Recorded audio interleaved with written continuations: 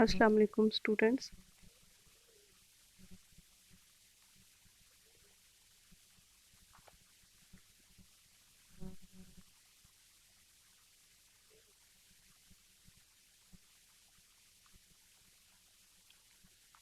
पिछले लेक्चर में हमने न्यूट्रॉन की डिस्कवरी के बारे में बात की थी और हमने ये बात की थी कि कुछ फिजिस्ट जो थे उन्होंने एक एक्सपेरिमेंट की तरफ इशारा किया था, जिस एक्सपेरिमेंट में उनको गैमा रेज जैसी जो है वो मिली थी एक्सपेरिमेंट के दौरान। अच्छा, उसी रेडिएशन के बाद, उसी रेडिएशन की फाउंडिंग के बाद जेम्स कैडविक जो हैं और जो रदरफोर्ड है, ये दोनों जो फिजिस्ट थे, ये दोनों जो है इन्होंने इसके ऊपर थोड़ा सा काम किया। फिर इस एक्सपेरिमेंटल रिजल्ट्स को इन्होंने भी एनालाइज किया। Neither Rutherford nor James Chadwick at the Cavendish Laboratory in Cambridge were convinced by the gamma ray interpretation. ये दोनों जो हैं इसको गैमा रे कहने पे राज़ी नहीं हो रहे थे। ये गैमा रे इंटरप्रिटेशन जो है वो उस पर उसको एक्सेप्टेबल नहीं समझते थे। कैवेंडिश लेबॉर्ट्री जो है वो कैम्ब्रिज में मौजूद है, जहाँ पे इन दोनों फिजिस्ट ने काम किया। कैडविक जो है उसने इसके बाद जो है वो एक्सपेरिमेंट्स किए, सीरीज ऑफ एक्सपेरिमेंट्स, और उसने उसमें शो किया कि ये जो रेडिएशन इसमें निकली है ये दरअसल अनचार्ज्ड पार्टिकल्स जो है उन पे मुश्तमिल है। और ये जो अनचार्ज्ड पार्टिकल हैं ये दरअसल वही हैं जैसे कि हमारे पास प्रोटॉन होता है, लेकिन मास प्रोटॉन जितना ही है, मगर इसके ऊपर चार्ज प्रोटॉन वाला नहीं है। इसका चार्ज जो है वो कोई भी नहीं है इसके ऊपर, इसीलिए वो अनचार्ज पार्टिकल कह रहे हैं। कैडविक जो है quickly performed a series of experiments. He performed a series of experiments that showed that new radiation consisted of uncharged particles with about the same mass as the proton. उसने experiments में ये show किया कि हमारे पास जो ये unknown radiation, अनचार्ज radiation है, वो दरअसल प्रोटॉन्स जैसे ही पार्टिकल्स पर मुश्तमिल है। लेकिन प्रोटॉन्स जैसे पार्टिकल यहाँ पे इसलिए कहा गया कि इनका मैस प्रोटॉन जैसा है, लेकिन इनका ऊपर चार्ज जो है वो प्रोटॉन जैसा नहीं है। इसका चार्ज जो है, इसके ऊपर कोई भी चार्ज नहीं है, यानी अनचार्ज। उसकी रीज़न ये है, इसको अनचार्ज इसलिए कहा गया कि जब इस रेडिएशन को हमने गुजारा था इलेक्ट्रिक फील्ड के अंदर से, तो इलेक्ट्रिक फील्ड में से गुजरने के बाद इस रेडिएशन के ऊपर कोई असर नहीं हुआ था। यानी ना तो ये पॉजिटिव रेडिएशन शो हुई थी, ना ये नेगेटिव शो हुई थी, बल्कि ये इसके ऊपर इलेक्ट्रिक फील्ड का कोई असर नहीं हुआ। तो ये सीधी ही ट्रैवल करके उस इलेक्ट्रिक फील्ड के अंदर से गुजर गई। तो इधर से हमें पता चला कि ये जो है नई रेडिएशन जो डिस्कवर हुई है, ये अनचार्ज पार्टिकल्स की बीम है। और इसी चीज़ को जो है वो कैडविक ने एक्सपेरिमेंट्स के अंदर जो है वो परफॉर्म करके प्रूव किया था। अब ये उस एक्सपेरिमेंट का सेटअप है जिसमें कैडविक ने इसको प्रूव किया था। These particles were neutrons. उसके मुताबिक ये पार्टिकल्स जो मिले हैं ये न्यूट्रॉन्स हैं। और उसने 1932 में जब एक्सपेरिमेंट किया और 1935 में उसको इस काम पे फिज़िक्स की जो डिस्कवरी की है इसके अंदर नोबेल प्राइज़ दे दिया गया। अब ये एक्सपेरिमेंट जो है इसके अंदर हमारे पास क्या कुछ है, अगर हम इस डायग्राम को देखें तो हमारे पास जो है यहाँ पे अल्फ़ा पार्टिकल का एक सोर्स मौजूद है। ये अल्फ़ा पार्टिकल का सोर्स वही है जो हमने पहले देखा था कि पोलोनियम जो है हमारे पास न्यूक्लियस या पोलोनियम के जो एटम्स हैं उनको हम as a alpha particle source भी यूज़ कर सकते हैं। ठीक है, तो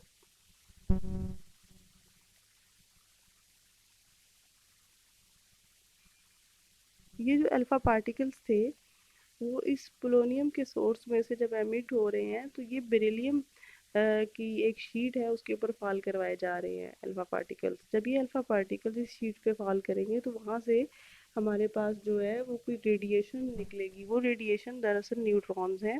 और ये न्यूट्रॉन्स को अगर आप पैराफिन वैक्स के ऊपर जब स्ट्राइक करवाएंगे तो वहाँ से ये उसके अंदर से प्रोटॉन्स को एमिट करवाएंगे। और इन प्रोटॉन्स का हमें पता कैसे चला कि ये प्रोटॉन्स यहाँ से एमिट हुए हैं? हमने एक डिटेक्टर लगा रखा था इस सारे सेटअप के बाद में। वो डिटेक्टर ये डिटेक्ट कर रहा था कि इस रिएक्शंस के नतीजे में जो हमारे पास पार्टिकल्स एमिट हो रहे हैं वो कौन से हैं। ठीक है, तो हमारे पास यहाँ पे एक्सपेरिमेंटल सेटअप में जो चीज़ें हैं उनमें सबसे पहले हमारे पास है अल्फा पार्टिकल का सोर्स।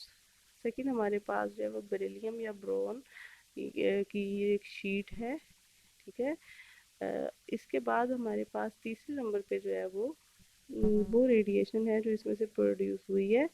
फोर्थ पे ये वाली रेडिएशन जब फॉल कर रही है पैराफिन वैक्स के ऊपर, तो वो हमारा फोर्थ जो है वो एक्सपेरिमेंटल सेटअप में फोर्थ जो है वो कंपोनेंट है। इसके बाद इसके अंदर से जो प्रोटॉन एमिट हो रहे हैं ये हमारा कंपोनेंट कहा जा सकता है इसको। और ये जो प्रोटॉन एमिट हो रहे हैं ये दरअसल इसी डिटेक्टर के थ्रू जो है वो डिटेक्ट भी किए जा रहे हैं। इसी जो हमारा सारा एक्सपेरिमेंटल सेटअप है ये जो कैडविक ने किया था, इसको हम अगर इक्वेशन की शक्ल में लिखना चाहें तो हम लिख सकते हैं हीलियम-24 यानी अल्फा पार्टिकल्स प्लस बेरिलियम-49, ये बेरिलियम जो हमारे पास शीट थी जिस पे अल्फा पार्टिकल स्ट्राइक किए, इन दोनों को ऐड अप कर दें। हीलियम प्लस बेरिलियम यानी alpha particle striking upon the beryllium sheet. ठीक है, जब ये हमने कर लिया तो उसके बाद हमें जो मिलेगा यहाँ से वो कार्बन 612 प्लस क्या बनेगा, न्यूट्रॉन। तो ये वाला ये हमारे पास जो इक्वेशन है ये स्टेप नंबर 3 तक है। ठीक है, यहाँ तक जो है वो इस इक्वेशन में alpha particles plus beryllium is equal to carbon. जब इसमें से हमारे पास न्यूट्रॉन्स निकल जाएंगे और अल्फा पार्टिकल इसमें ऐड हो जाएगा तो ये बेरिलियम जो है ये कार्बन में कन्वर्ट हो जाएगा। ठीक है, और इसके अंदर से हमारे पास जो है वो एमिट होने वाले पार्टिकल्स होंगे न्यूट्रॉन्स। ठीक है, तो ये वाली जो इक्वेशन है ये दरअसल इसी सेटअप को शो कर रही है जो हमने इधर ऊपर बनाया हुआ है जो एक्सपेरिमेंटल सेटअप है।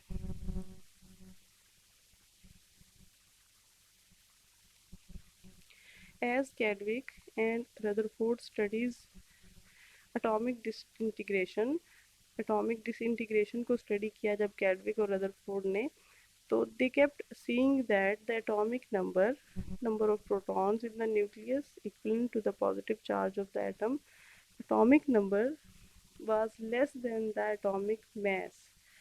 जब उनने एटॉमिक डिसइंटीग्रेशन को स्टडी किया तो उनको ये आइडिया हुआ कि जो एटॉमिक नंबर है वो एटॉमिक मास से कम है। यानी जो एटॉमिक नंबर जो है number of protons in the nucleus उसको हम एटॉमिक नंबर कहते हैं।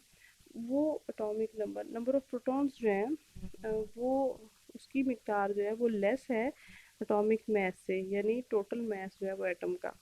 अगर हम प्रोटॉन्स का मास फाइंड करें और अगर हम टोटल मास फाइंड करें एटम का तो इन दोनों में फ़र्क है।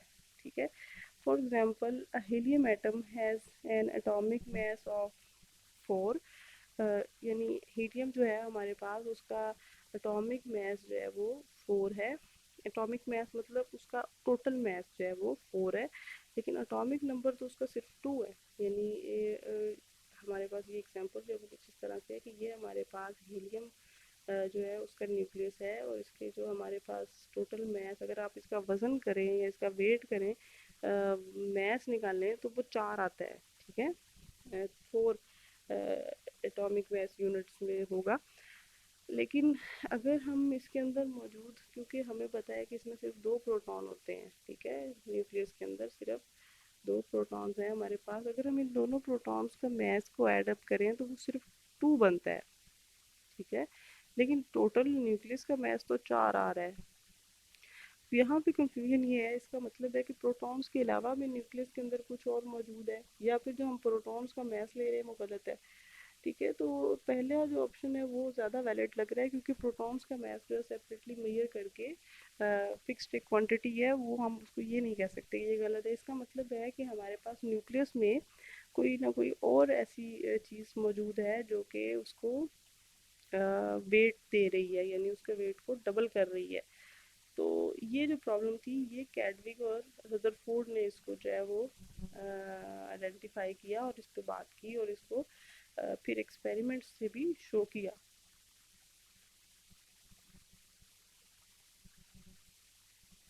Since electrons have almost no mass, it seemed that something besides the protons in the nucleus were adding to the mass. इसका मतलब ये था कि अगर हमारे पास टोटल मैस और मैस ऑफ द प्रोटॉन्स में फ़र्क आ रहा है, तो फिर इसका मतलब है कि हमारे पास जो है न्यूक्लियस के अंदर और भी कोई ना कोई पार्टिकल्स मौजूद हैं जो उसके मैस में इजाफा कर रहे हैं। ठीक है।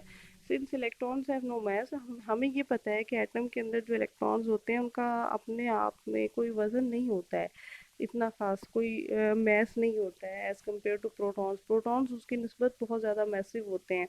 तो इसका मतलब हम ये भी नहीं कह सकते कि हमारे पास जो न्यूक्लियस है उसके अंदर जो उसका टोटल मैस आ रहा है वो एक्चुअली इलेक्ट्रॉन्स की वजह से है। हम इलेक्ट्रॉन्स को भी इसमें कंसिडर नहीं कर सकते। It seemed that something besides the proton in the nucleus were adding to the mass. कोई और चीज़ भी है जो उसके टोटल मास के ऊपर असरअंदाज हो रही है।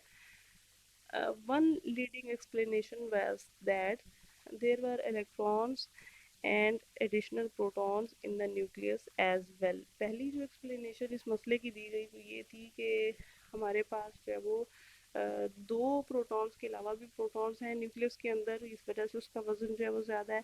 या फिर हमारे पास न्यूक्लियस के अंदर भी इलेक्ट्रॉन मौजूद हैं जो एडअप होके उसके वेट में इजाफा कर रहे हैं। यानी टोटल जो एटॉमिक मास है वो न्यूक्लियॉन्स की तादाद उसके अंदर मुख्तलिफ है, इस वजह से ज़्यादा आ रहा है। न्यूक्लियॉन्स में उसने प्रोटॉन्स भी कंसिडर किए और न्यूक्लियर इलेक्ट्रॉन्स भी कंसिडर किए, यानी इलेक्ट्रॉन्स वो इलेक्ट्रॉन्स हैं जो न्यूक्लियस के अंदर भी हो सकते हैं। यानी ये पहला गैस था कि ये इसका एटॉमिक मास जो है वो टोटल हीलियम का वो ज़्यादा क्यों आ रहा है, जबकि प्रोटॉन्स की तादाद तो दो है और उनका मास तो दो के बराबर है, लेकिन हमारे पास टोटल मास जो आ रहा है वो 4 आ रहा है। ठीक है। The protons still contributed their mass, but their positive charge was cancelled out by the negatively charged electron. लेकिन अगर अब यही वाली जो थ्योरी है जिसमें ये कहा गया है कि न्यूक्लियस के अंदर प्रोटॉन्स भी मौजूद हैं और इलेक्ट्रॉन्स भी मौजूद हैं, जब प्रोटॉन्स और इलेक्ट्रॉन्स दोनों न्यूक्लियस के अंदर मौजूद होंगे तो फिर यहाँ पे एक और इशू क्रिएट हो जाएगा। वो ये होगा कि प्रोटॉन और न्यूट्रॉन प्रोटॉन और इलेक्ट्रॉन एक दूसरे के इफेक्ट को कैंसिल भी करेंगे, क्योंकि ये दोनों ऑपोजिट चार्जेस हैं। तो जब ऑपोजिट चार्जेस हमारे पास मौजूद होते हैं कैंसिल आउट कर देते हैं ये एक दूसरे को, तो इसलिए प्रोटॉन्स जो हैं वो पॉजिटिवली चार्ज हैं और इलेक्ट्रॉन जो है वो नेगेटिवली चार्ज हैं। ये दोनों एक दूसरे के इफेक्ट को कैंसिल करते हुए टोटल एटॉमिक मास के अंदर जो है वो ज़ीरो कंट्रीब्यूशन करेंगे। यानी एक pair of plus and minus ये एक इफेक्ट को कैंसिल करेगा, एक और पेयर अगर प्लस और माइनस का बन रहा है उसका भी इफेक्ट कैंसिल, तो टोटल जो हमारे पास एटॉमिक मास आ जाएगा उसके अंदर दोनों का जो मास है वो कंसिडर नहीं होगा। तो यहाँ पे फिर ये जो एक्सप्लेनेशन दी गई ये भी गलत साबित हो रही है, यानी इसका मतलब है कि ये इसको जस्टिफाई नहीं कर रही इस प्रॉब्लम को। तो इस प्रॉब्लम का सोल्यूशन इसके अलावा कोई और है, यानी कोई और भी फैक्टर है जिसको हम कंसिडर नहीं कर रहे, जो इसमें मौजूद होना चाहिए बट मौजूद नहीं है। अब डिस्कवरी ऑफ न्यूट्रॉन में नेक्स्ट हमने ये देखा है क्यों। अच्छा, अब ये जो हीलियम की एग्जांपल हमने ली थी जिसमें हमने बात की, so the in the helium example there would be 4 protons and 2 electrons in the nucleus to yield a mass of 4 but a charge of only 2। अच्छा, अब दूसरा सोल्यूशन ये था कि दो प्रोटॉन्स और दो जो हमारे पास एटॉमिक मास जो 4 आ रहा है, इसका फिर सोल्यूशन यही है कि हम ये कहेंगे दो प्रोटॉन नहीं है हीलियम में बल्कि 4 प्रोटॉन है, जिसकी वजह से उसका जो टोटल इफेक्ट है, टोटल जो मास है वो 4 के बराबर आ रहा है। So in the helium example there would be 4 protons and 2 electrons. ठीक है, 4 प्रोटॉन होंगे और 2 इलेक्ट्रॉन होंगे in the nucleus to yield a mass of 4। ठीक है, मास जो है वो 4 का होगा इस वजह से, लेकिन जो है वो चार्ज सिर्फ 2 का होगा क्योंकि 2 का इफेक्ट जो है वो कैंसिल हो जाएगा। यानी अब यहाँ पे हमने ये देखा है कि प्रोटॉन्स की तादाद बढ़ा दें और इलेक्ट्रॉन्स भी हीलियम 2 4 में इलेक्ट्रॉन्स भी 2 ऐड कर दें तो फिर ये किसी तरह से जो है वो क्लैरिफाई हो जाता है। Rutherford also put out the idea that there could be a particle with mass but no charge. फिर इसके बाद उसने एक कॉन्सेप्ट दिया, तीसरी जो उसकी assumption थी वो ये थी कि ऐसा भी हो सकता है कि कोई ऐसा जो है वो पार्टिकल मौजूद हो जिसका मैस तो है लेकिन चार्ज ना हो। ये यहाँ पे जो है वो पहला जो कॉन्सेप्ट है न्यूट्रॉन का वो यहाँ उसकी बेस जो है वो हमें मिलती है कि ऐसा पार्टिकल जिसके ऊपर चार्ज ना हो लेकिन उसके पास मैस प्रोटॉन जितना ही हो। ठीक है, तो ये यहाँ पे पहली बार जो है वो एज्यूम किया गया कि ये हो सकता है। ठीक है, इस डायग्राम में अगर आप देखें तो यहाँ पे जो एक्सप्लेन करने की कोशिश की गई है वो ये, हम इसको थोड़ा सा इन्हांस करके देखते हैं। अगर आप और से देखें तो हाइड्रोजन जो है हमारे पास इस एग्जांपल में इस जगह पे, इसके अंदर जो है वो एक प्रोटॉन मौजूद है। ठीक है, एक प्रोटॉन है और एक ही इसमें इलेक्ट्रॉन है जिसे हम 1h1 कहते हैं। ठीक है, तो इसका एटॉमिक नंबर 1 है और इसका मास नंबर भी 1 है और इसमें एक इलेक्ट्रॉन है। फिर दूसरी जो चीज़ हमारे पास आ जाती है वो हीलियम है। हीलियम के अंदर एटॉमिक नंबर 2 है। एटॉमिक नंबर 2 का मतलब ये है कि इसके अंदर नंबर ऑफ प्रोटॉन्स जो है वो 2 है। ठीक है, और मास नंबर 4 है, यानी प्रोटॉन्स और दो ही न्यूट्रॉन्स, दो प्रोटॉन्स और दो न्यूट्रॉन्स है। फिर इसके बाद आती है हमारे पास ये हम पीरियोडिक टेबल को हम वन बाय वन जो उसके एलिमेंट्स है उसको देख रहे हैं। लिथियम, लिथियम जो है हमारे पास उसके पास एटॉमिक नंबर 3 है, यानी उसके अंदर 3 प्रोटॉन है और मास नंबर उसका 6 है, यानी 3 proton plus 3 neutron is equal to 6 total nucleons. और इसके अंदर हमारे पास 3 इलेक्ट्रॉन मौजूद है। इसी तरह से अगर हम नियॉन की बात करें तो हमारे पास उसमें एटॉमिक नंबर उसका 10 है, यानी 10 प्रोटॉन्स उसके अंदर मौजूद हैं और मास नंबर उसका 20 है, यानी 10 proton plus 10 neutron is equal to 20।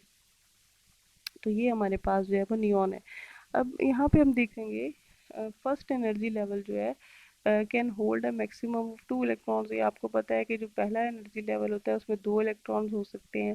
फिर सेकंड और थर्ड जो एनर्जी लेवल्स हैं वो 8 इलेक्ट्रॉन्स हैं, उसके अंदर आप ऑक्यूपाई कर सकते हैं स्पेस। तो ये इस तरह से स्टेप बाय स्टेप जो है वो एनर्जी जिस तरह से बढ़ती जाती है उस तरह उसका एनर्जी लेवल्स भी चेंज हो सकते हैं। अब यहाँ पे जो हमने नोट करना है न्यूक्लियर फिजिक्स से पॉइंट ऑफ व्यू से वो ये है कि प्रोटॉन्स की तादाद में इजाफा होता है तो फिर हमारे पास जो है वो एलिमेंट जो है उसके अंदर चेंज आता है और नंबर ऑफ न्यूट्रॉन्स जो है वो उसके अंदर चेंज अगर आता है तो फिर उसका टोटल जो मास नंबर है उसके अंदर मॉडिफिकेशन हो जाती है, उसके अंदर वैल्यू मुख्तलिफ हो जाती है। ठीक है, ठीक है। अब रदरफोर्ड ने जो आइडिया दिया था there could be a particle with mass but no charge, ये असल में जो है वो उसने जो कॉन्सेप्ट दिया था ये न्यूट्रॉन की बेस बना, न्यूट्रॉन की डिस्कवरी की। क्योंकि इससे पहले उसने जितनी भी असम्पशन दी थी वो सारी की सारी जो है वो उसमें कोई ना कोई फॉल्ट आ रहा था, कोई ना कोई प्रॉब्लम आ रही थी, इस वजह से कोई भी उसकी असम्पशन जो है वो पिछली वो ठीक नहीं लग रही थी।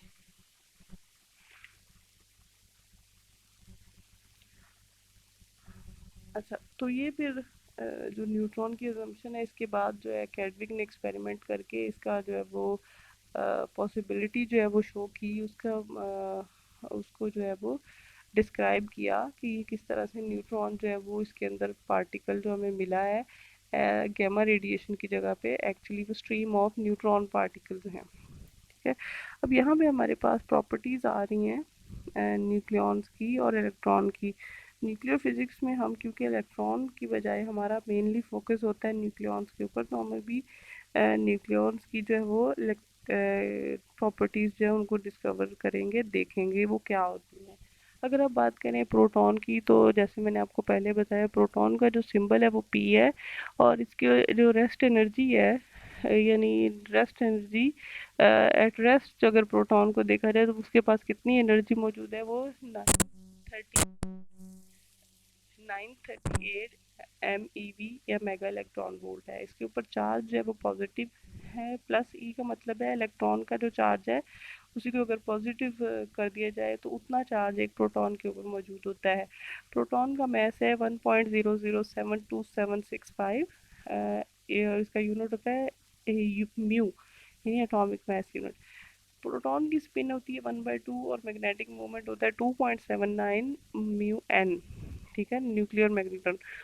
इसी तरह से न्यूट्रॉन को अगर देखें तो उसको हम एन से रिप्रेजेंट करते हैं और हमारे पास इसकी रेस्ट एनर्जी जो है 939 है, यानी थोड़ी सी उससे ज़्यादा है प्रोटॉन से। उसकी वजह ये है कि इसका मैस भी थोड़ा सा उससे ज़्यादा है, इसके ऊपर चार्ज कोई भी नहीं है, उसको वजह से ज़ीरो कहते हैं।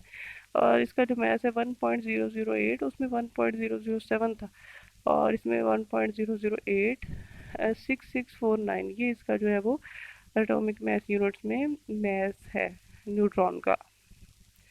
अब इसकी जो स्पिन है वो भी हाफ होती है और इसके ऊपर जो मैग्नेटिक मोमेंट होता है वो -1.91 म्यू एन हमारे पास होता है। ये दोनों जो है हमारे पास ये न्यूक्लियॉन्स हैं और इन दोनों न्यूक्लियॉन्स को हम जो है वो न्यूक्लियर फिजिक्स में हर वक्त जो है वो इनके बारे में डिस्कशन जब भी करते हैं किसी भी आर्टिकल की, तो उसमें हमारे पास हर हर वक्त जो है इन दोनों में से कोई ना कोई एक पार्टिकल जो है उसकी बात ज़रूर होती है, न्यूट्रॉन की या प्रोटॉन की। इलेक्ट्रॉन्स से हमारा इस वक्त कंसर्न नहीं है, लेकिन उसकी जो वैल्यूज़ हैं वो यहाँ पे मैंने लिस्ट कर दी हैं ताकि आप लोग उसको भी इससे कंपेयर कर लें। इलेक्ट्रॉन के ऊपर चार्ज और इलेक्ट्रॉन का मैस और उसकी एनर्जी, इन सब के अलावा उसकी स्पिन जो है वो भी same as neutron and proton होती है। अब न्यूट्रॉन जो है उसका मैस जो है वो atomic masses are denoted by the symbol mu. और एक एटॉमिक मैस यूनिट जो है 1 mu is equal to 1.66 into 10⁻27 kg। इसको अगर आप एक यू को अगर कन्वर्ट करना चाहें एक म्यू को, तो वो हमारे पास आ जाएगी 931.499 मेगा इलेक्ट्रॉन वोल्ट पर सी स्क्वायर स्पीड ऑफ लाइट है। तो ये हमारे पास एनर्जी मैस जो है, अगर उसको सी स्क्वायर से डिवाइड कर दें तो वो सॉरी मैस जो है वो हमारे पास एनर्जी को सी स्क्वायर से डिवाइड करने से भी मिल जाता है, क्योंकि हमें पता है कि हमारे पास एक इक्वेशन होती है E is equal to M C square. So M will be equal to E over